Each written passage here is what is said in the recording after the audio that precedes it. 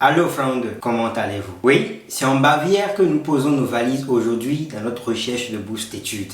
Et c'est avec le gouvernement allemand que nous allons à la découverte de la bourse DAAD. Le programme DAAD est un ensemble de bourses d'études financées par le gouvernement allemand et ses partenaires à l'endroit des étudiants étrangers. Parmi ces bourses, la plus célèbre et la plus avantageuse est la bourse EPOS DAAD ou DAAD si vous voulez.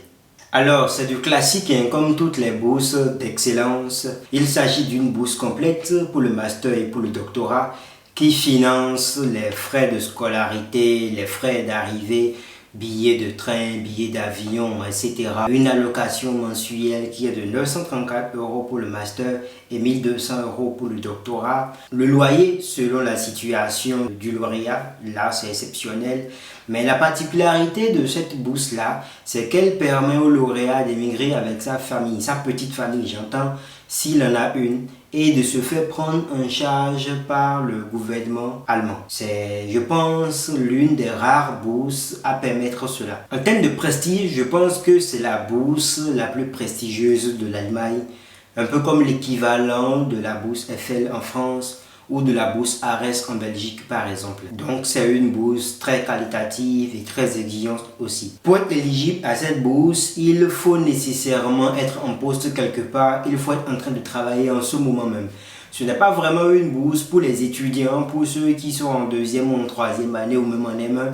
Il faut être en train de travailler quel que soit votre niveau. En plus de cela, il faut obtenir au moins 2 ans d'expérience professionnelle. Donc, vous travaillez depuis 2 ans ou 2 ans et demi minimum avant de postuler à cette bourse-là. Ensuite, il faut que vous ayez obtenu au moins 15 de moyenne à votre précédent diplôme.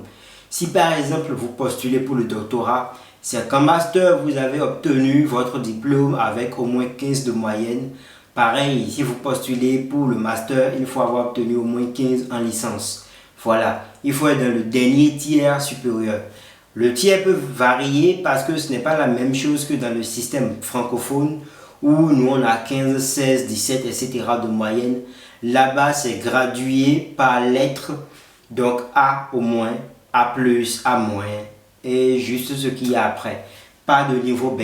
Et généralement, le niveau A- c'est 15. À partir de A+, c'est 16 jusqu'à 20. En plus de cela, il faut avoir une certification qui démontre un bon niveau de langue, soit en allemand, soit en anglais. Parce que vos cours seront soit en allemand, soit en anglais, quoi. Par ailleurs, la formation pour laquelle vous postulez doit être en lien avec votre diplôme précédent.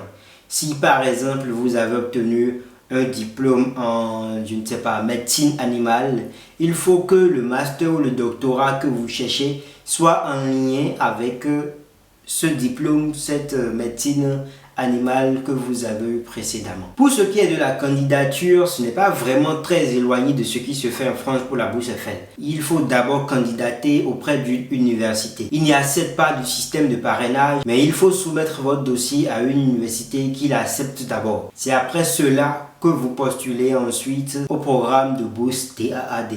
Bien sûr, il y a un certain lien de sorte que lorsque vous êtes accepté pour la formation, votre dossier est automatiquement envoyé à la commission DAAD qui vous envoie un mail pour vous dire que vous êtes retenu pour la candidature. Le résultat, ce sera bien après. C'est pour cette raison que les critères de candidature peuvent varier d'une université à une autre. Parce que bien sûr, chaque université a son exigence par rapport à l'admission dans une de ses formations. En plus donc des critères bien fixés pour la bourse DAAD, il faut ajouter les critères spécifiques de chaque université, de chaque formation. Il peut s'agir des critères d'âge, des critères de langue, etc. Donc n'hésitez pas à bien lire ce qui est dit sur le site de l'université concernant l'admission dans une de ces formations.